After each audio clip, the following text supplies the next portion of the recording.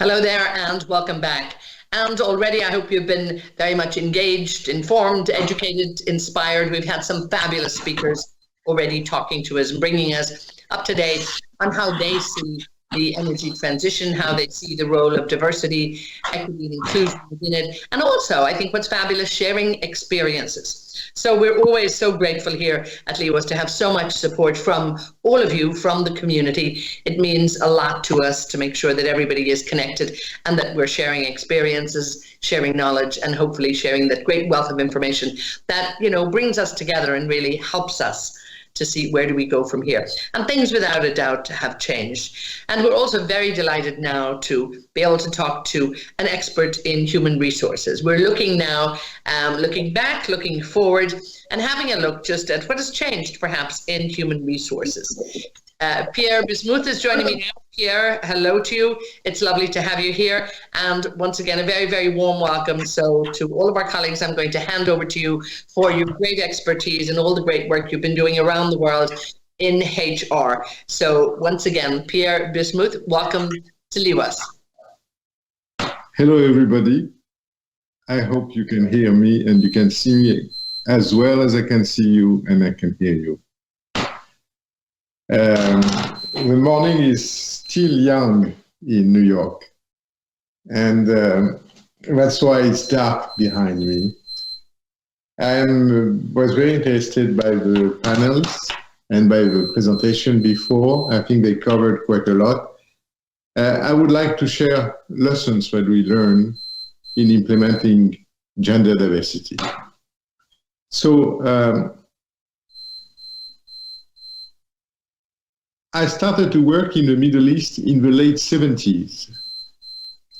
And at that time, my company, Schlumberger, the oilfield service company, made a very innovative decision, which was to stop staffing their international operations with Western males, which was the rule. Everybody in the oil industry had engineers from Western countries.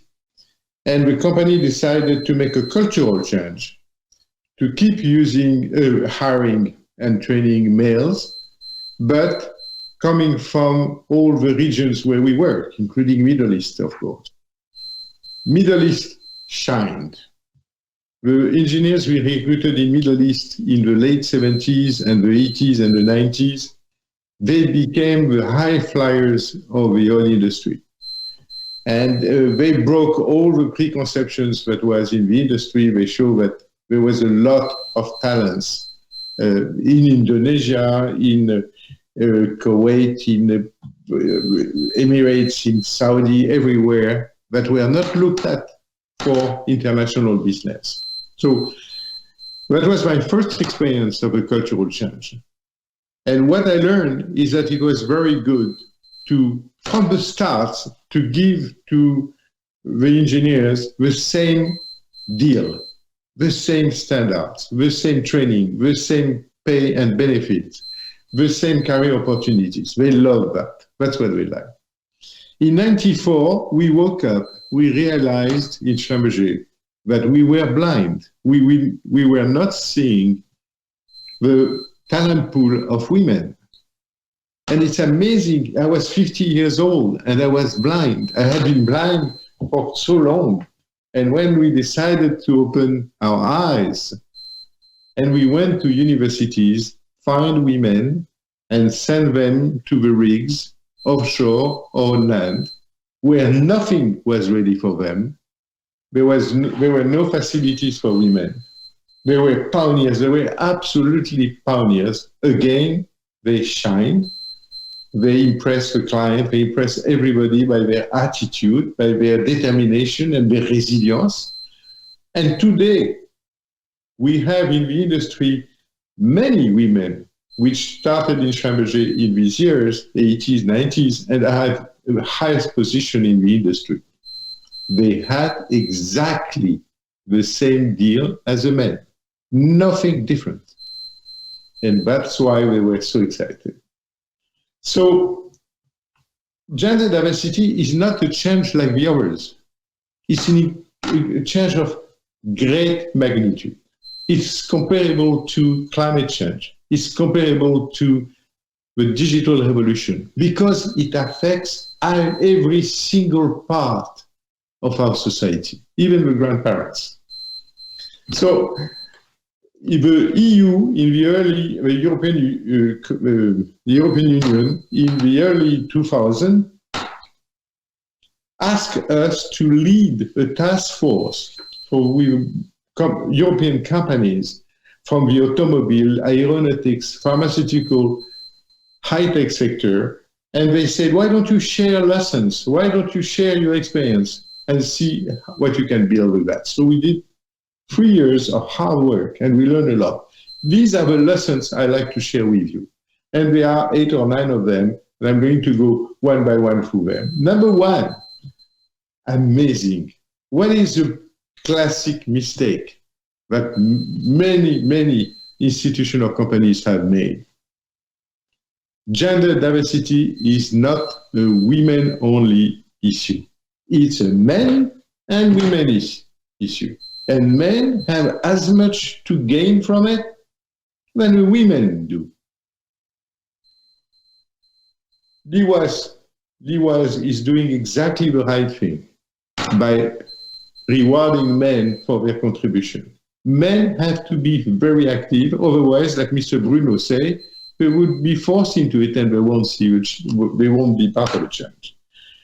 The second principle is that, contrarily to what many people think, it is not a soft issue, it is not an HR issue, it's a business issue.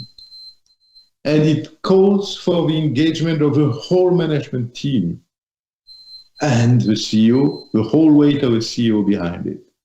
It calls for a sense of urgency, like safety. It has 2 strategic targets that are so strategic that it makes it a business issue. Target number 1, you want to extend tremendously the talent pool. This is strategic. Talent number 2, you want to change the image of your company and have a more open, more modern image. This is strategic too. So that was the second principle. The third principle is you need strict ethical rules to make sure that gender diversity happens in a good way. For example, the relationship between genders has to be perfect. And respect is very important.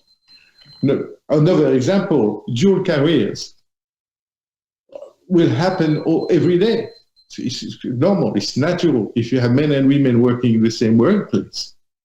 But dual careers owe strict ethics to the company because you will have situation where the 2 of them are working in the same department, or you would have a situation where the 2 members of a couple, one member is working in the company and the other one outside of the company, maybe with a client or a competitor. So ethics is a very important ingredient in this gender diversity. So then comes the king of the principle. The one I believe the most in it is parity. Parity means parity. Parity means you hire men and women on the same footing, same training, same career opportunities, same pay and benefits, of course, same expectation. That's an absolute must. I never saw any parity, any gender diversity well implemented if this was not part of it. The fifth one, that I think is the clip on Kuwait showed us that, but we have to work to have more women in all the disciplines and not women restricting themselves to some disciplines. And then we've raised a huge raise of digital. It's very important to attract women. We did in Schlumberger something which had a very nice payback. We sponsored women who want to teach in science and technology. And that way, they attracted more girls, and and that changed the game, of course. And that's just a wonderful area there too. We have to wrap it up, Pierre. And I think, the great work that you've done and your great inspiration in terms of what worked then, and of course, what is going to work in the future. This is so valuable. We really, really appreciate your insight. So I want to thank you so much for taking the time to be with us and really itemizing, some of the great areas that were new, were novel, were different.